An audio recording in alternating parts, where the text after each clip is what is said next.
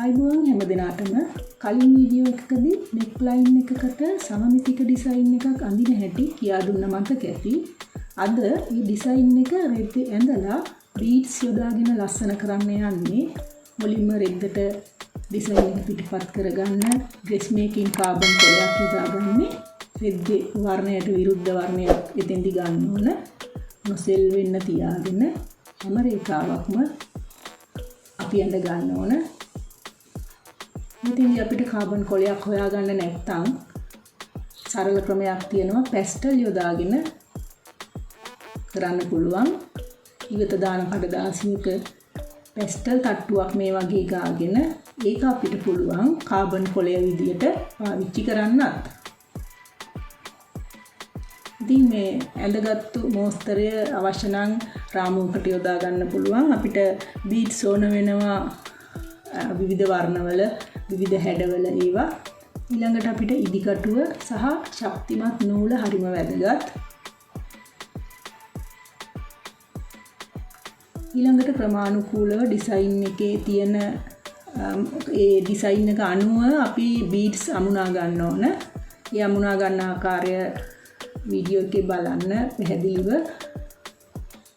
මුතු වැල් අමුණන හැටි ඊළඟට පේන්නේ ඉදිකටුවට එකින් එක බීඩ්ස් ගන්නේ නැතුව අපිට පුළුවන් මේ මුතු ටික තියෙන භාජනයට ඉදිකටුව යොමු කරලා බීඩ්ස් අමුණා ගන්න. මුතු වැල මේ විදියට අවශ්‍ය හැඩයට තියා ගන්න ඕන. මෙතෙන්දී අපි මලේ මැදට යොදා ගන්න නිසා රවුමට තියන්නේ. රවුමට තියාගෙන ටිකෙන් ටික තනිනුත් මැහුම් පාරවල් දාන්න ඕන. එහෙම නැත්නම් ඩිසයින් එකේ තියෙන මුතු එහාට මෙහාට ගිහිල්ලා අපිට ඒක පාවිච්චියේදී අපහසුතාවයට පත් වෙන්න පුළුවන්. ඊළඟට අපි මලේ පෙත්ත ඒත් අර මුතු වැල් අරගෙන තමයි ඩිසයින් කරන්න යන්නේ. එතන මුදුනට මම ගන්නේ ස්වීට් බීන්ස් වර්ගයේ සුදු පාට කොටසක්. එතෙන්දිත් අපි මුතු වැල පෙත්තේ හැඩයට තියලා ටික ටික මහගෙන ඉන්න ඕන. එතකොට තමයි මේ ඩිසයින් එකේ නියම හැඩය ආරක්ෂා වෙන්නේ.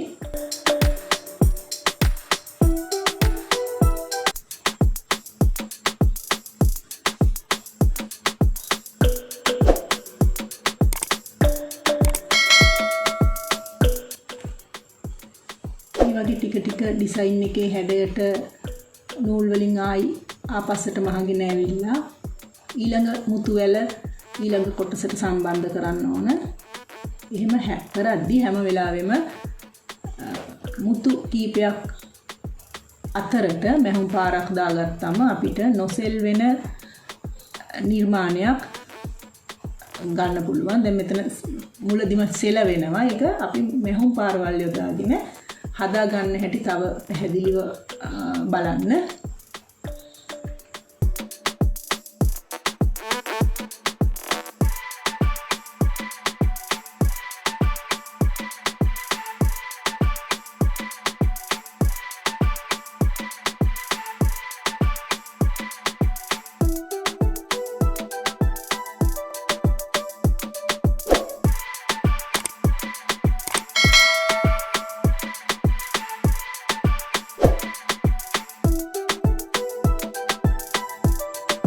මෙතෙන්දී කොළවලට පාවිච්චි කරන්නේ ටිකක් දිගටි හැඩයේ බීඩ් එකක්. ඒවකින් එක අමුණන හැටි බලන්න.